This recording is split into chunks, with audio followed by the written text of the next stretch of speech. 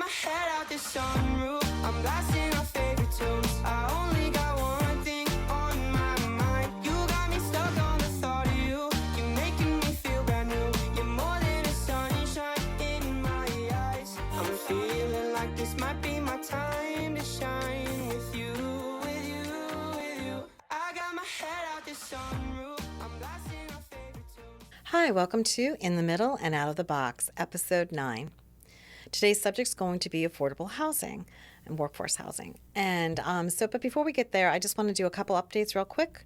I met with one of the BOCA commissioners last week, and we're going to be doing a monthly update. For a lot of people don't watch the actual commission meetings and want to know what's kind of happening in their city. So once a month, we're going to have one of the commissioners come here, and we're going to have them update for us what's new, what new projects, what new happenings are happening in their city, and update everybody, which I think is a great idea. I think it's fantastic. So again, this is not a political show. It's not going to be anything about politics. It's just going to be about a what's happening in your city kind of thing with BOCA. We'd love to get Delray on board also, but we need to get them willing to do that. So anyway, so that's what's happening with BOCA, and we're going to have an interview. The first one is going to be February 13th for that episode. The other one update real quick is I had a Brightline interview scheduled down in Miami last week, and because of the overwhelming success of the new stations in BOCA and Aventura, they're going to be changing up everything, right? So they're going to be adding new schedules, new trains. Just a lot of changes are happening. So what they said is they're so overwhelmed because of the changes that need to happen real quick that they want to postpone it for like a couple weeks just to get everything until it settles down. And then I can actually be reporting on what the new changes are and so forth. So I just want to make sure you know that interview is definitely still coming, but it was going to be postponed for a little bit just to get them be able to make the changes that they need to do because of the overwhelming response. So again, good news for Brightline.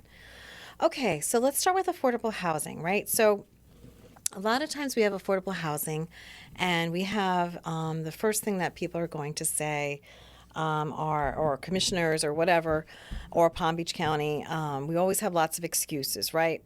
Well, every city and every county has a problem doing this, and there's nothing we can do, and we can't make developers build them. And well, that's not necessarily all true there. So let's look at who is doing it good and so forth. So we're going to get going through that. But I first wanted to start off with definitions, right? So for Palm Beach County, now again, just real quickly, these definitions are just specifically what's normally considered to be affordable housing and workforce housing. There are going to be exceptions along the way, outliers and so forth. But again, these are the general definitions. So I just want to make that clear. So affordable housing is usually built specifically for affordable housing alone, lower income, smaller, less land, if land at all. The income requirements are always at 60% of the median income or below. Okay. And then workforce housing, on the other hand, is built with the same design configurations and part of the regular development. It does not look any different than any of the other units.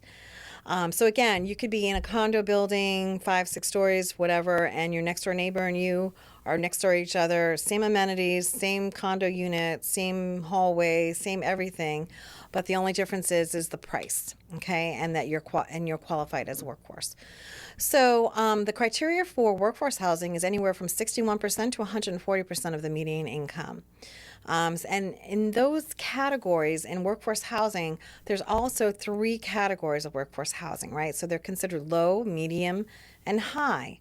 So that's really important to distinguish, okay? And we'll get into that a little bit further. Okay, so here's a chart for the median income for Palm Beach housing. So this is what everything is based off of for affordable housing and workforce housing. So if you look at, I just highlighted for 2 people in the household for right now. We're talking about if you look at where the breaks are, you have extremely low, very low, low income is below. And then you have moderate income, which is the 120%, and now they have the 140% of moderate income, so which is the high. Okay, so basically what they've done is they've categorized the income levels and based on the median income in Palm Beach County, and that's kind of where you would fall into low, medium, or high of workforce housing or affordable housing. Okay. So let's move on. So the numbers, okay, now these are actually even more updated numbers because that chart was from last year. So Palm Beach County's median income is 90,300, okay? We have obviously a very high income area. And if you take 140% of that for the median, right? So that 126,420 is what you have to make to be able to qualify still in workforce housing, right? Which is very high for most people. Again, that's workforce housing. I know a lot of, I can even tell you from experience myself, people, cops and police officers and nurses and teachers are not making $126,000. Okay. So the units that they're being built for are considered workforce because obviously there's advantages to having the firefighters, the police, the teachers and so forth living in the community that they serve, right? That's always advantageous. So if they're not able to afford the workforce housing, a lot of the developers are picking the high, which is 126,420. So that's why we have a problem, right? So if you look at what the state median income is, it's 61,777. So if you take 140% of that, it's only 86,487. Okay, still a little high for the high workforce housing, but again, we're coming into focus as far as a range of where people might be as far as their salaries, especially if there's two of them, and even if they are both, let's say, teachers or police officers or whatever. So we're getting a little bit closer to what's even, realistic there. But again, if that's not Palm Beach County, that's the state. And so therefore, that hence is the problem, right? So because of our county is a very high earning, high income level county, the median workforce housing that it's based off of is going to set a very high limit that most of us, as far as in workforce housing, can't make, right? So that's where the problem is. Okay, so Palm Beach County, I'll never forget, I was watching a meeting, I think it was last January or February, of the Palm Beach County Commission. And they basically were sitting there saying, yeah, we know we have an abysmal record of affordable housing. It hasn't gotten any better. If anything, it's gotten worse. The administrator, she stated that she agreed that, they haven't done what they should have been doing all along. It wasn't a priority. They basically have had net zero gain in units for the county. And this has been going on for 15 years or so, right? They're focused now, rather than rehabilitating units, is what they kind of were doing before, is now they want new construction. They want new units, right? So they're shifting their focus away from rehabilitating to new. One of the major hurdles that Palm Beach County allowed to happen is they allowed developers to buy out their requirements to build affordable housing. Well, that's wonderful, right? For who? The developers. So obviously there was criteria that had to be met to be able to build in Palm Beach County, and they let them waive that, right, with a monetary amount. So a lot of towns and so forth are doing that right now, even with parking, right? So when a developer comes and says, I can't fit enough parking onto this, they're allowed to pay in lieu of the parking, which again sets a whole nother series of problems, right? And so that's why these types of payments should never be allowed, because this is a perfect example. Over the 15, 20 years that this was going on, the crisis was building for affordable housing, and developers were just paying a one-time fee to buy out of the build affordable housing development, right, that they had to develop. So again, it's not been a priority for many years. The crisis hit, very slow to react, right? We know how Palm Beach County reacts to crisis. Let's talk pandemic. Last one on the train there. So anyway, and also, we also have, honestly, we do have a lot of NIMBY, right? Not in my backyard. We have a lot of outdated perceptions of what affordable housing is and what workforce housing is. Everyone has this picture in their head of what they are, and a lot of times they're really kind of an outdated perception. So I'm hoping to change some of that today. So just stay with me. Well, we're going to go through this. I know the new $200 million bond for the AG Reserve and workforce housing was built, but they are targeting their high workforce housing. So again, it's great that we have this new bond, but again, when this bond was approved, there was very few details given as far as what the parameters were. They hadn't even been set yet, and also who decides the parameters, right? That's a whole nother situation. So again, that's unfortunately one of the things is I think they are targeting is middle and high workforce housing. So. Okay, so one of the papers, I think it was the Sun Sentinel or the Palm Beach Post, put out this article. Okay, so what? So there's no surprise from this article I wrote in one of my Delray Matters posts. So what do we do about the abysmal failure and purposeful sabotage of workforce housing in Palm Beach County Commission over the last 18 years or 16 years? I'm sorry, and the continued chipping away of the AG reserve, what do we do? So we just continue to vote them in, right? So everybody just continues to vote in who they like, who their friends are, who their social circles are. Everything's great. We're just going to continue voting these people in, right? Meanwhile, there's no affordable housing or very few affordable housing for net zero gain. And all of this money has been given, we've been collecting from developers to bypass the requirement for affordable housing. So again, these moderate prices, they squandered repeatedly opportunities to use the program to create affordable housing for thousands of middle class residents. And this article just went on and on and on. It was I guess, an at-length investigation into why Palm Beach County is in the situation that we're in. And again, this isn't just Palm Beach County, though, so I'm going to get to that in a minute as far as the cities, local cities are concerned. So this makes us stop and pause for a minute and say, hey, we've got to do something different. So again, now their focus is on building new homes rather than rehabilitating. They now have this $200 million bond out in the AG reserve. They're going to start chipping away to build workforce housing. And they also are very looking to work with cities, right, to get this program going as far as incentives and so forth. So we're going to get to that in a little bit. Okay, so Delray Beach, let's look at Delray Beach first, right? The local efforts are less than satisfactory, right? So we have this Affordable Housing Committee. They're told they meet too much in the middle of a housing crisis. And a lot of times when they do have recommendations, the commission and staff doesn't follow the recommendations, right? So this Affordable Housing Committee meets, and I'll never forget, there was one meeting that they discussed where they met and they said that they wanted to make sure that at least 30% instead of 20% of developers were using workforce housing, okay? And that was a recommendation. It was unanimously voted in the Affordable Housing Committee and brought to the commission. And so the staff is reporting this. And as the staff is reporting this, they're saying, well, we really think that's a little bit too much. And, I don't really think that sets a precedent. And we shouldn't maybe be doing as much. I'm like, well, first of all, that's staff, right? So the staff shouldn't be directing the commission. And second of all, you should be listening to your Affordable Housing Committee and what their recommendations are for discussion, right? So again, it just seems like there's a lot of people involved that shouldn't be involved. They're overstepping bounds. They're not really reporting correctly what's being done in the committees and so forth. So the other thing that Delray has is Delray Beach Housing Authority, right? So it's mostly Section 8 driven, which again is needed, absolutely. But the website's outdated. The Island Cove project that they had was originally for sale units. Now the developers changed it to a rental.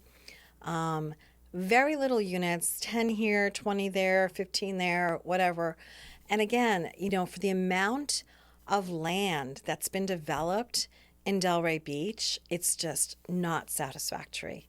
Not satisfactory at all. One of the I have up here in the yellow on their website for Delray Beach, they have, we have workforce housing, workforce housing. Here's our neighborhood service division. And they list some of the projects that have workforce housing. And those are basically developments that have been built and they were set aside 10 units here, 15 units there for workforce housing. Those units are never available, right? Because they're always going to be occupied and filled because there's such a need, right? So the 10 here and the 15 here and these little developments that were built are not meeting the need of the city, right? And they're always full and they're not available. So it's great that we post that, but it's not available to people.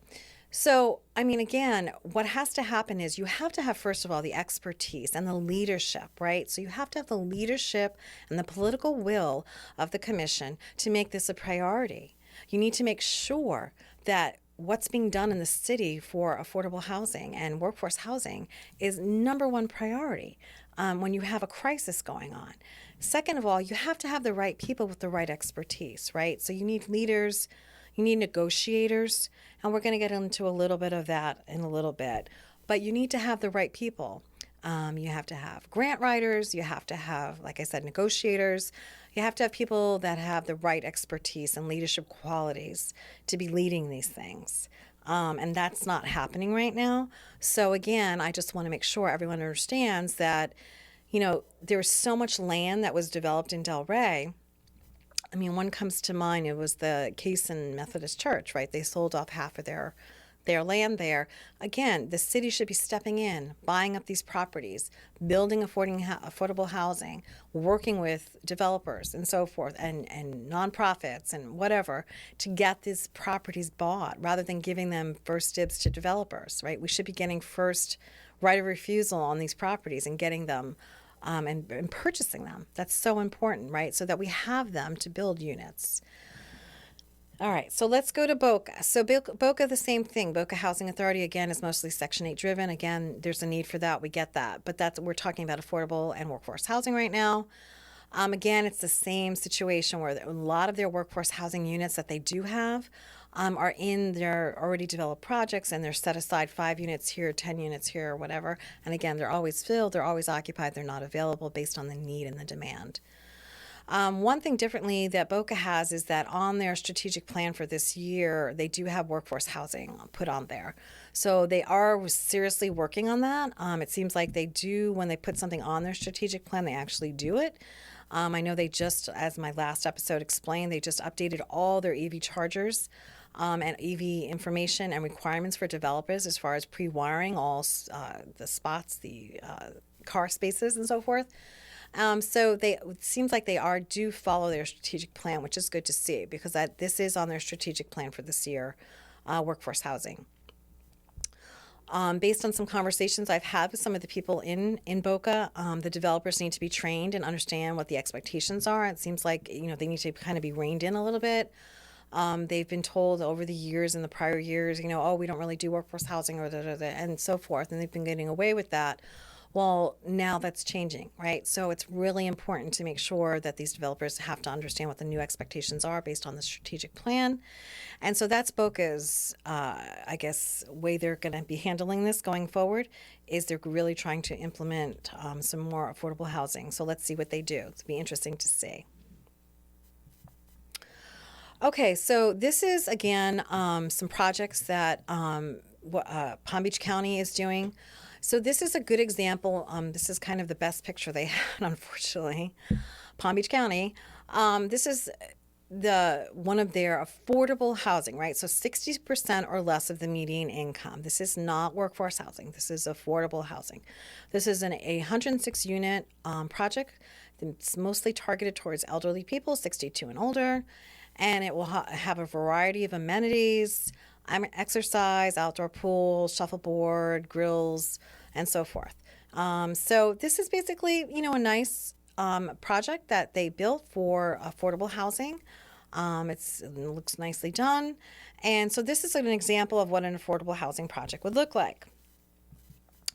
Now, again, this is another one of their affordable housing projects.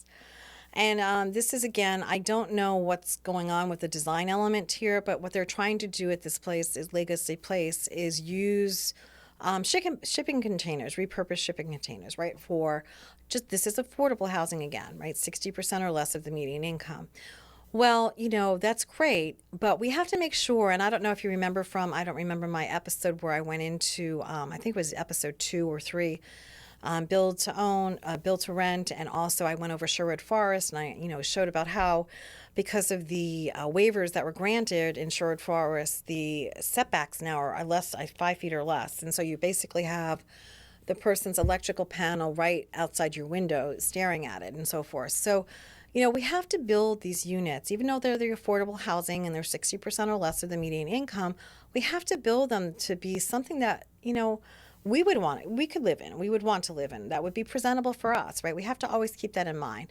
So it's great that they want to repurpose and use more resourceable materials, but let's have some design elements to this, right? Design elements are not going to be significantly more expensive, but again, this is not something that looks very appealing, and this is why people have, outdated thoughts about affordable housing. So we want to change that, right? So we need to have a little bit more design to it. So here's a shipping container house. And again, this doesn't have to be obviously this elaborate, but this is trying to show you that what can be done as far as just design, right? So design is there. You can put design on it. It doesn't have to be a barren shipping container. Here's another one that can be designed. Again, this is 2 stories, similar to the one that they have, but obviously with a lot more design elements to it. And then this is a little bit more simple again, but again, at least it has some design to it, right? So it is possible to design shipping container affordable housing. This is some of the insides of these container homes. Okay, now here's another example of one that is workforce housing. Okay, now this actually looks like a great project. This is one that Palm Beach County is doing. It's called the Grand, okay, and it's classified as a mixed income project. So 1/3 of the units reserved for families who earn 80 to 100% of the area's median income, and the other third is for more to who make 140% of the median income. And then 1/3 of the units are unrestricted as far as income levels, right? So whoever makes whatever, they're just unrestricted. So their thought process is, again, what it should be here. We don't want to segregate people based on income, right? So from this unit and this complex is for people for varying income levels. They all have the same amenities, the same finishes. You wouldn't be able to tell who is what based on their unit, their floor number. I mean, I've never heard of something so ridiculous than segregating workforce units on a floor. Who does that, right? What's the purpose of that? Oh, you're on level 5. Okay. I mean, what is that about? So these units are just totally, again, melted into all the other units, and there's no distinguishing way of knowing who's what. In addition to that, there's also 1/3 of the units that don't have an income level. So there's going to be a lot of people that just buy this that make whatever, right? And so the Grand will also have, which is nice. It's going to have, and again, this is workforce housing, they're going to have luxury amenities such as resort-style pool, cabanas. They're going to have a dog park, a movie theater, fitness facilities, concierge service. So it says people who will work as teachers and first responders will get a first look at these units. Okay, so here's a good example of this looks like a fantastic project. This is a workforce housing project, and this is why I was saying that a lot of people's thoughts on what workforce housing is outdated. This building looks very similar to many other developments that have been built and projects that have been built. And you wouldn't know that this is a workforce housing building, right? So, and not all of it is. It's a mixed income building. So again, old ideas, old perceptions, they have to be changed because this housing type of homes are needed so badly, especially for the workforce teachers and first responders. Okay, here is a sample, again, Miami, and I know we all say, well, that's Miami. It doesn't matter where it is, right? So this project is 1,200 units, but 360 of the units are going to be workforce housing. So that's 30% of the units are workforce housing. And again, they're indistinguishable from your neighbors. No one knows whose is and who's not. But what's interesting here is, wow, look at that. There's 30%. So for all the staff and commissions that say we can't go to 30% and so forth, that's simply not true, right? These are numbers. These are actual numbers. These are accurate. So yes, you can go to 30%. So let's talk a little bit, and we're going to get into that in a little bit, about how we go about doing that. So here's a little bit first before we do that, Palm Beach County records of where there's some affordable housing. Now the green dots are pre-development. They haven't been started yet. And the red and orange dots are usually the ones that are based in complexes already. So we talked about that earlier, where they can be classified as workforce housing or affordable housing, because they're, 10 units of 300 or 10 units of 200 or whatever. But again, these units are never usually available because of the need. So, but as you can tell, especially down south of Boynton Beach, there's very few affordable housing complexes or units that are available or even being pre-built, right? We only have 2 dots there that are green, and we don't know the completion date of those. Okay, so this is an example of, again, we get people that say, especially on the commission, well, we can't dictate. We can't dictate, how many units have to be affordable housing. Okay, so this is something that is very interesting. This is Palm Beach County P&Z Board, their builder incentives and requirements. Okay, so basically there's a way to go about working with a developer. Right? First of all, if a developer comes to you and wants to build in your city because your city's hot, it's in demand, whatever, Delray, Boca, whatever, the perception has to be, okay, wait a second, you want to build here with us, so that means you have to do A, B, and C to build here, to be able to build here, because I've got 20 other builders and developers that would like to build here. So again, who has the upper hand here? You've got to kind of switch the perception, right? It does work that way. So, and these numbers are proof that it does work that way. So in Palm Beach County, their PZ board came out with the incentives, right? The limited and full incentives. So they have lots of incentives for the developers that want to participate in workforce housing. They go from density. They tell them how many units have to be workforce. They tell them, I'm going to get to that. Yes. So if you look down at the bottom right there, it says unit pricing. So it tells them right there that they have to have a certain percentage as low, moderate, and high moderate. They have to have certain bedroom counts. They have to have certain whatever. And in exchange for that, they're going to get higher density. They're going to get expedited permitting. They're going to get a whole bunch of flexibility on the zoning, right? The zoning is going to be flexible for them. So they're going to have all these incentives to give them workforce housing. But Palm Beach County is dictating to them what they can and cannot build as far as workforce housing, and that it cannot just be all high workforce housing. It has to be low, moderate, and medium, and a certain percentage and so forth. So yes, it is possible to do that. Okay, and then this is just the remainder of that as far as more incentives that are given and what the requirements are. So this was my point of showing that this is being done, it can be done, and it's about perception. Okay, if you want to build here, we've got to follow certain rules, and we've got to do it, because if not, there's other people that will. Okay, so let's talk a little bit about Miami. Now, I know everyone always says, "Oh, Miami." Well, that they're not like Delray, they're not like Boca. Okay, well, let's think about this for a minute. Where is this working so well, and who's doing a great job at this? And we should be focused, laser focused on Miami right now. Okay, Miami is doing 32,000 units of affordable and or workforce housing since last year. It's planned, already in development, and half of that, I think 18,000 is already built.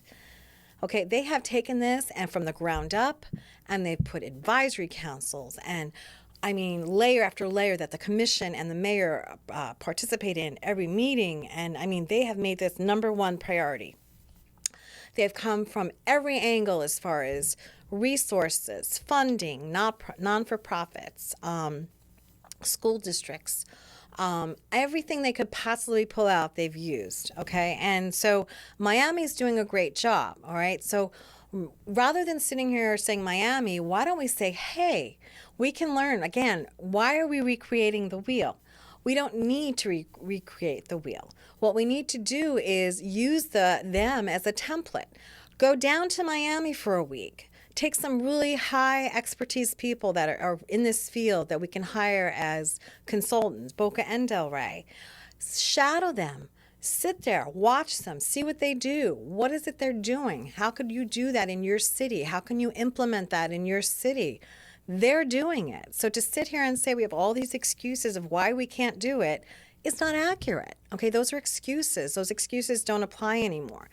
So this is a partial part of a letter that I've been talking to Miami and the mayor down there for over a year and a half now about this, and she's put me in touch with some of the people that are in charge of their affordable housing and workforce housing units. And this is a part of a letter I just wanted to share. They're so willing to help. They're so willing to work. And they want more people, obviously, to get into housing. So they're willing to share their knowledge of what they've learned and how they can do 32,000 units in a year and a half. So some of this is very interesting. Again, it's about being flexible in the coding and the zoning. It's being flexible with the density. It's about working with school districts and abandoned buildings. It's working with partners, right? So financial institutions have yearly from the federal government have to provide CRA funding and credits to be able to exist, right? That's part of their requirements. So they're getting millions of dollars from banks and financial institutions for CRA credit they have to do. And they're providing funding for this. And especially, I think I mentioned it was in one of the first episodes, the railroad corridor that we have in Delray. That could be a joint project with the county, right? We have this land sitting there next to the railroad. And I know Chase has actually a lot of incentives for working on that corridor. And what this person did for me is they actually broke down, in this particular case, in this letter, they broke it down for Delray about all the things that Delray receives SHIP funding and federal CDBG dollars. What are they being used for? They should be used for affordable housing. So where's the SHIP money going right now? Where is that going? It also talks about the home state surtax RFP, right? Where is that going? It talks about how they could put us in touch with people that are doing their financial institutions for their CRA that have special programs for railroad corridors, and how they'd be able to put those people in touch with Delray in this case. Just numerous things that they listed here that Delray could be tapping into.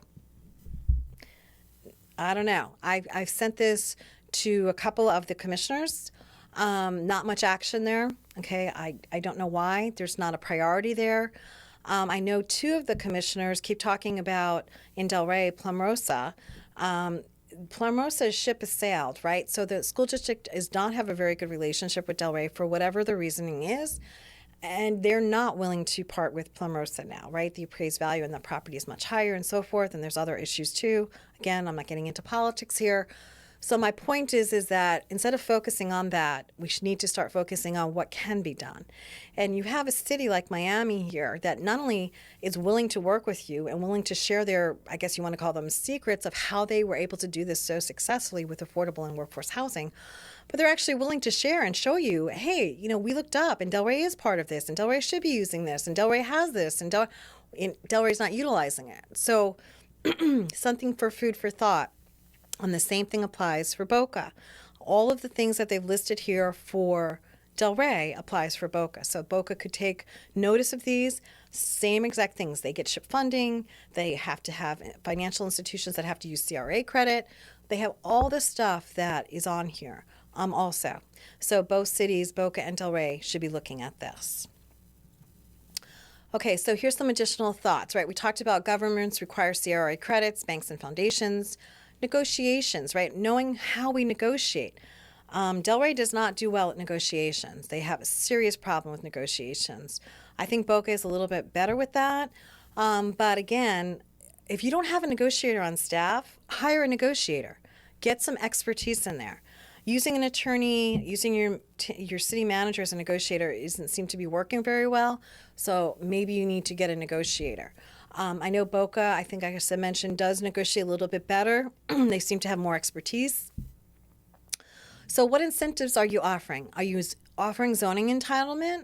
Are you offering expedited permitting, density incentives, low interest loans, right? Federally and for down payments, etc. Are you offering 15-year deed restrictions, right? I know some of the towns I know Delray is still offering, I think it's 40 years. I mean, that's insane. That's such an old-fashioned way of thinking.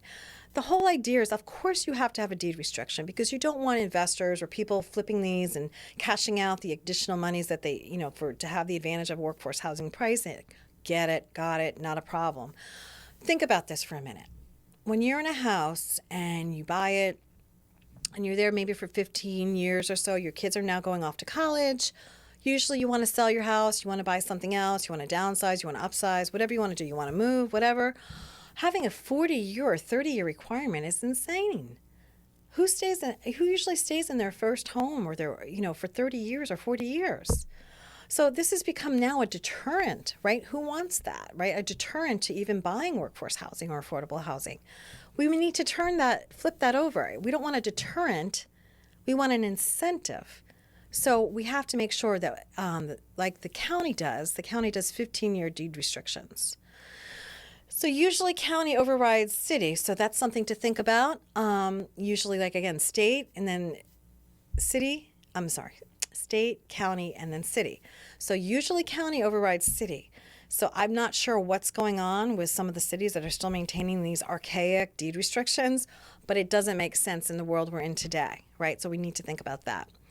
So what's our consolidators? Coalition politics, business partnerships, union developers, pro-growth coalitions. We need those political push. We need census information to work off. Again, there's so many things here that could have been done, can be done still, but you have to have the political will of the town and the city and the commission that you have. If you don't have the political will that this should be one of the top priorities of the city, then you have the wrong people in office right now. You know how we talked about Palm Beach County Commission for 15 or 16 years, gave all the breaks to the developers, and it came out, 15 years later with basically a net zero gain of affordable housing after millions. I think it was $320 million that were put towards it. I mean, that's why themselves called it abysmal, right? But again, what do we keep doing is just voting them in because we like them. Okay, so where are we at? So anyway, again, just another thought is if none of these things are happening in your city right now, in your town, whether it's Boca, Highland Beach, or Delray, then it's time for a change to get people in there that do have this as a number one or one of the top priorities, and actually allocate and get the sources and the expertise and the negotiators and the grant writers and the so on and so off in their city. If they need more staff, then they need more staff, right? So these are all things that have to happen. Miami's doing it. Have people that are willing to send people down to Miami and shadow. They want to help. They're doing it well. They're being very successful at it. So again, we don't have to recreate the wheel. Okay, some of the other things that have come up recently. Okay, so the new thing is that vacation rentals, right, the VRBOs and so forth, are adding to South Florida's housing crunch. This was a study that came out from FAU. Okay, so thousands of short-term rentals could be contributing to the rental crisis in South Florida, where it's become harder to find affordable places to live. So all of these now VRBOs and so forth are off the market. All these places that normally would have been rented or annually, whatever, are now no longer available. So that's added to supply and demand, right? If the less supply, obviously the demand's high, it causes prices to go up and so forth. Okay, so yeah, so instead of vacation rentals might be keeping units from entering the market that could be used instead as long-term rentals. So that's why we deal with high rents and so forth, like again, supply and demand. Another thing that's come up too is the HOA rules. All of our HOAs have 2 year, or a lot of them I should say, the majority of them have 2 years of ownership of preventing renting and freeing up housing stock. Okay, I get that you don't want it to be a revolving door in your HOA of rentals. No problem. I'm there with you. I get it. 2 years? I mean, that's a long time, right? So you have a complex or development that has people that rent, and then on top of that, you restrict that it can't be rented for 2 years. And then on top of that, you restrict how many of the units in the whole complex can be rented. So even if you have a unit in there that you've owned for more than 2 years and are eligible to rent, if that quota has already been filled, I only allow 10 units in my development to rent that are eligible, what are you supposed to do? I mean, it's that unit just sits there if somebody's not using it, right? And there's a lot of units that are just sitting there that could have been rented, and therefore take the pressure off the demand and provide supply, right? The reverse. So again, all of these things are coming up.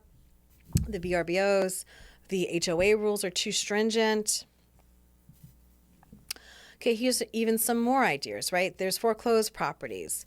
So who gets these foreclosed properties, right? So they usually go, obviously they go back to the bank, and then the bank gets them and they're auctioned off. Rather than doing that, what about maybe providing them as potential workforce housing, right? Having the cities buy them, having the towns buy them, having the counties buy them. Zoning regulations have to be make it easier for affordable housing. A lot of them want to put on like accessory apartments and things like that. Again, easing some of the zoning rules to get these accessory apartments or units available for rent or to purchase. Getting that infrastructure, okay? You've got to get the infrastructure in place in these cities, Boca and Delray. Got to get your infrastructure. I know I provided, I think it was in episode 1, again, parking and traffic and just everything is insane right now. Get the cars off the roads, right? So we talked about a water taxi. We talked about enhancing your freebie, get some trolleys back, get some anything. There's a people mover, I think, that's going from Wellington to West Palm Beach. It's going to be a tram service. You park it in Wellington, you get on your tram, it comes right down to downtown, I think, West Palm Beach. And again, it's getting people off. That's going to be going forward, the big thing, right, is getting people out of the cars because there's not enough. The roads are overburdened, they're overwhelmed, the traffic's insane. More people are still moving down here. So it's going to be how can the cities and the local towns improvise and build that infrastructure of mobility. Mobility is key right now. That's going to be the trend. That is the trend of going forward, mobility. And there's a few more there too. Okay, so hopefully I've covered enough with workforce housing and affordable housing. Again, I'm trying to make it as brief as possible, but I just hope I got across the point is those excuses don't fly anymore. There's plenty of opportunities. There's plenty of programs. There's plenty of ideas. There's plenty of funding. There's plenty of a lot of things. Political will. You have to have the expertise. You have to have the leadership. So again, if you have somebody that's doing it well, Miami, utilize them. They are more than happy. Like I said, I've been talking to them for a year and a half, 2 years almost, on just this one subject. And get in touch with me, talk to me. I will put you in contact with them and we can get this going. But you have to be able to want to do something about it, right? Otherwise, like most happens is people just keep voting you in. Just keep voting you in. Or people vote in that aren't going to do anything. So that's got to change. Okay, moving forward. So I saw this placard and it basically says, need clothes but not a position to afford them? We've got you covered. Just ask. And it's this company, and I'm sorry, I'm going to have to put my glasses on for a moment. It's a flagship store in Boston, and this single photo captures my proudest accomplishment. 10 years into starting this brand. At this point, this program is detailed on this sign, has given away $1 million of clothing, toiletries, masks, and every single individual donation coming with a handwritten note of encouragement from our team. Last week, a recipient came in back through the door and validated that she got the job in her new outfit and sharp new look. So again, this company, I don't usually promote companies, and I'm not necessarily promoting it, but the thought of this is really kind of, companies now have to be very socially aware. They have to understand they have to give back a little bit. It's not just profit-based. This company started, it's a work leisure brand, and basically it's giving back, right? So especially after the pandemic, a lot of companies now are going to a hybrid model of maybe 2 days in the office, 3 days at home. The office attire is much more relaxed and casual after this point.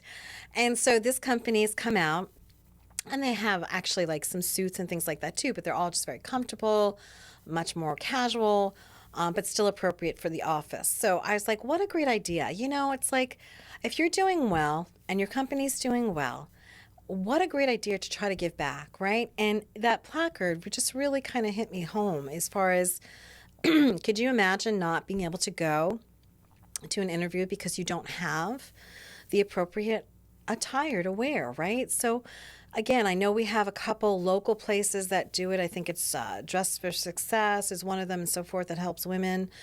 And again, but companies need to step up, right? Companies have to step up a little bit and say, hey, we can help out or whatever. What a kind thing to do. So I thought that was really a kind thing to do. Something else that popped up that I saw kind of in the same vein here is what can you do, right? What can you do as an individual if you're not in a business? I saw this and I was like, what a great idea. How many times have we thrown out shoes, sneakers, whatever? So this particular group handles sneakers, and there's no cost to you. You don't have to do anything. All you do is put all your sneakers in a bag in a self-addressed, self-stamped envelope, pouch or whatever you want to call it, and you send it in the mail. Okay, so watch this little video, and if you have some sneakers in your closet, definitely give it a try and let us know how it works. But I thought this is such a wonderful idea. So take a look at this video. What do you do with your sneakers once you're ready for new ones? Did you know that 87% of Americans throw away their sneakers? That means that they end up in the landfill with no more purpose or use other than harming our environment. At Sneaker Impact, we give you the tools to be part of the sustainability movement in just 3 easy steps. Step 1, head over to sneakerimpact.com, click recycle your sneakers and fill out the form so that we can ship you a prepaid shipping label plus a bag so that you can ship your shoes. It's going to be a 24 by 24 bag, which is more than enough room for up to 6 pairs of sneakers. So if you have anyone else in your house who's trying to get rid of their sneakers, don't let them end up in the landfill and add it to the bag. Next, remove the seal, close it, and you're ready for step 3. Okay, last part is the most important part. Secure the bag, find a nearby FedEx drop-off location, and that's it, you're done. In 3 simple steps, you've managed to reduce waste, create economic impact, and contribute to global health. If you want to learn more about what we're doing, make sure to give us a follow. Okay, so now we're going to start our science day and technology. So this was a joint project, right? The Brant Drive Bridge on the border of Boca and Delray. And it, again, total disaster. So basically it took forever. The timing, it should have been a quick and easy thing. Then when it was poured, it wasn't poured properly. There was no oversight. It had to be repoured. It had to be refinished. It didn't meet the criteria for the inspections and the permitting. It wasn't safe. I mean, I beyond. So it's so funny watching this because I saw this come up and I thought right away of the Brant Drive Bridge. And I said, this is really out of the box thinking again, right? So this could have been done so much quicker. Now, not maybe as quick as what's in this video that you're about to see, but that kind of defeats one of my point is. My point is there's a different way to do things, and this is how we have to start thinking. Instead of doing the same old, and not getting it done well, not getting it done efficiently, there's new ways to think and do things. So this Brant Drive Bridge is a very small bridge. It's not a big bridge. Here it is. Here's a picture of it. I thought I had a picture of it. It just goes over a little canal there, waterway. Here, the intercoastal, I'm sorry. And so again, this is from a bird's eye view, small bridge, not a big deal. So this is called How to Build a Bridge. So take a look and let me know what you think.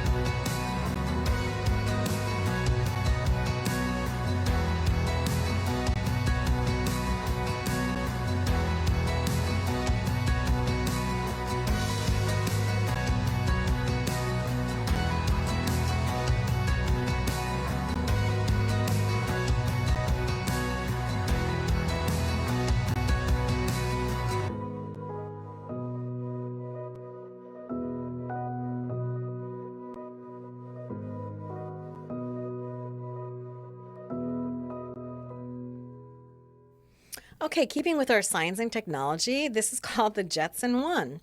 So, this kind of was born out of the drone situation, right? The drones are so popular now. And so, this kind of is going to be the new type of prototype again for one of the flying cars that are coming very shortly. I think I had mentioned in one of my posts in Delray Matters, you can look it up, flying cars. There's actually, I think, 5 companies down here in South Florida now that are producing flying cars, or starting to produce our venture capital production flying cars and technology. So this is amazing. So again, this I saw this and I was like, oh, this is perfect for South Florida. I know there are companies that are doing this right now, and so take a look and hopefully you like it.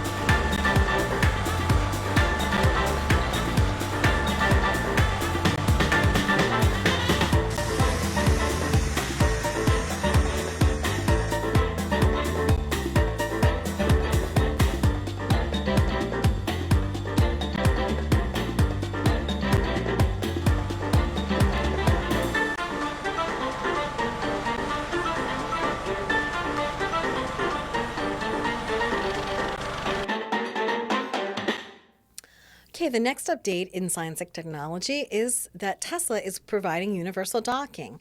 An actual picture was leaked. It's called the Magic Dock. It appeared in California. And basically, what's happened is, as Tesla had kind of a monopoly on a certain type of docking system that only Teslas could use, and now there's going to be a universal standard, right? We saw this the same with VHS tapes and Betamax and all this, whatever. So now there's a universal docking that they're going to be coming out with. Tesla's finally agreed. And so there are going to be a way to do it even with a Tesla station if you don't have a Tesla. So I thought that was really big because that's important, right? So EV's exploding right now. We need to all kind of get on the same page. Again, efficiency. And they're coming out with a universal docking station. And I think the ones that are already existing, they're going to have an adapter be able to put on that. So again, it's going to work. This I just thought was really kind of neat. This is a little video. And I was like, what a nice idea, simple idea for a new way of lighting the stairs rather than those overhead lights or whatever. I just thought it kind of looked really neat. So I just wanted to kind of show it. So just take a look at it. Crown.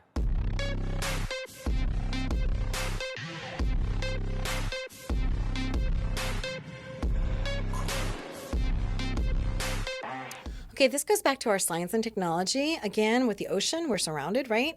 So here is a wave line magnet, and this produces energy. As the waves go through it, it's producing energy, right? So another great way to conceptualize how we can get energy from the ocean.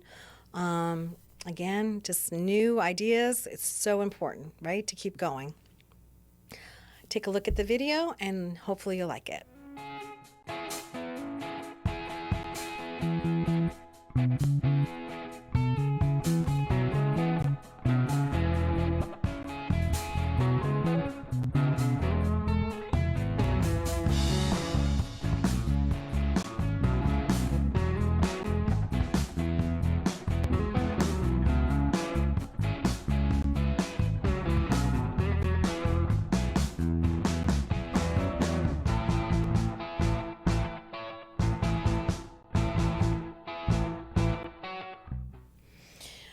And I think this is our last one, or maybe one of the last.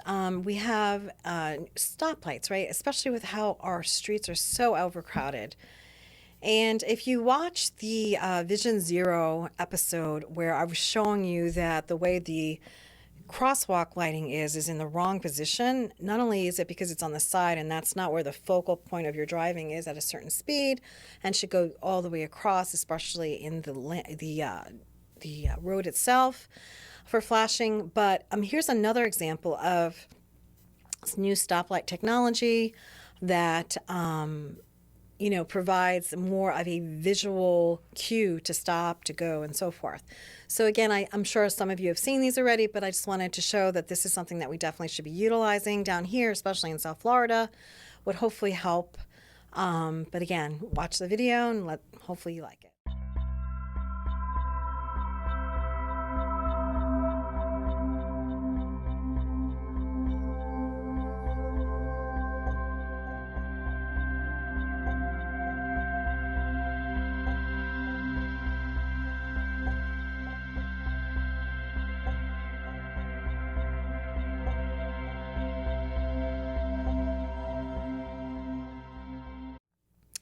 Now, I put this under science and technology, but it's really more of like a pet corner.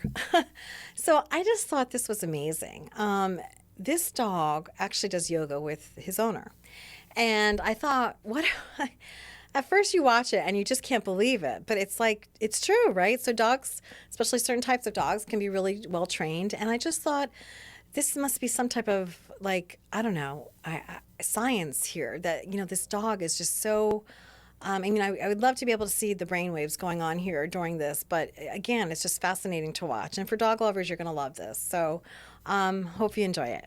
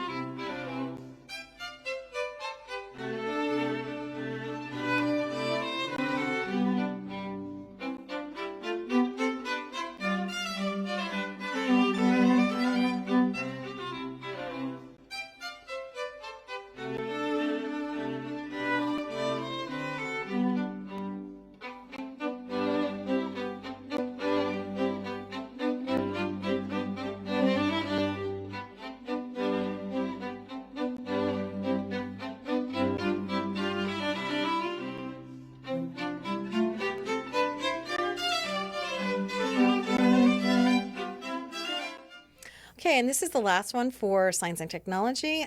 This is going to be dog chimes, right? So this dog goes up in a park and pushes on the dog chimes. And I was like, again, what a cute idea, right? I'm sure children can use it and so forth too.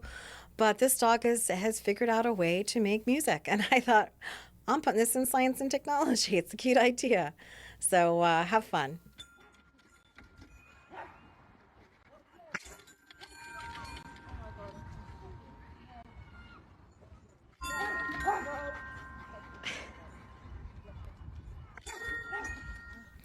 Okay, so this week we're going to talk about art and again, and so this is down in Broward, and it's a kind of really unusual. You walk up to it, it's interactive, and take a look at this video, and it's kind of cute and it's kind of fun.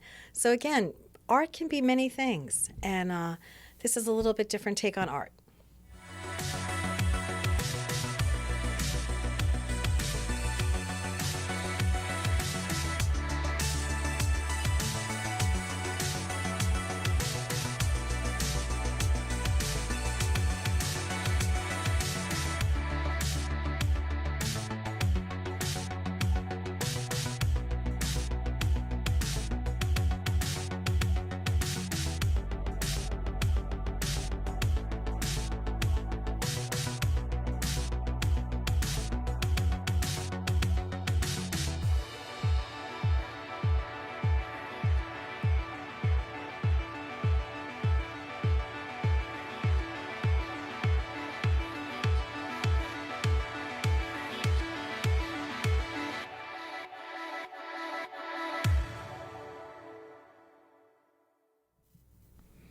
Okay, one of the another trend that's been happening for a while, I had brought it up in one of my prior podcasts about projection art, and I noted that unfortunately the taping of that it went through the taping, and for YouTube, it got hit with a copyright for the song that was used for it.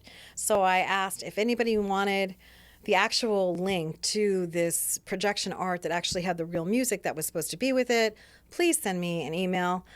Some people asked me, and I sent it to them, and it was unbelievable watching this with the real music. So I said if anybody was interested in it, again, you can still send me an email at inthemiddlebdh@gmail.com, and I'll be happy to send it to you. So going forward, though, on projection art, I know I've shown also projection art in a couple of episodes with dining experiences. I think I had one in the last one for dining experiences, but this was kind of neat. Thank you, Kim, again. She found this. This was in the Sydney Opera House, and it was projection art. This is an Aborigine art, I think, and I thought it was beautiful, right, to use a white background or a light-colored background to project art. It's just a temporary thing again. It's not permanent. So it was just beautiful. I do have a little video, I think, that shows at least, I think, that one and maybe a couple more. And so I just wanted to show that to you just to get a better idea of how it works.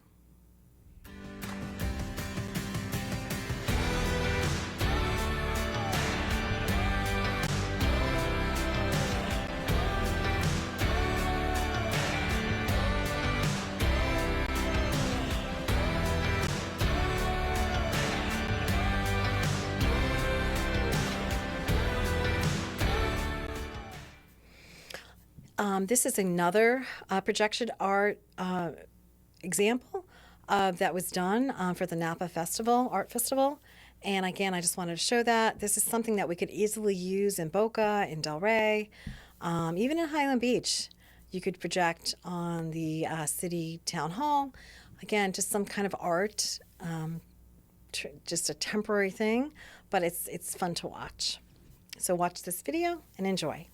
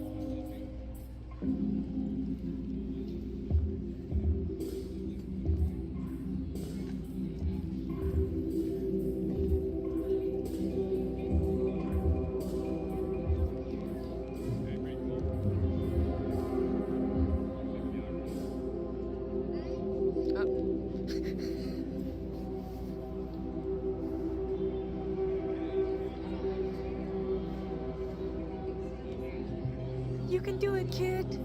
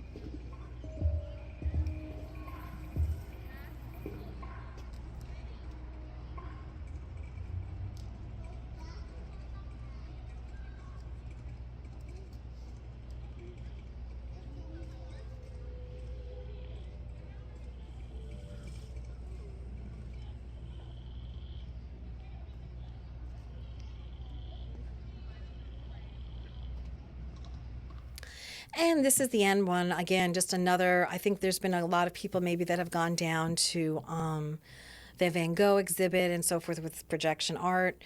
This is just another one that just was beautiful, and I wanted to end on this one.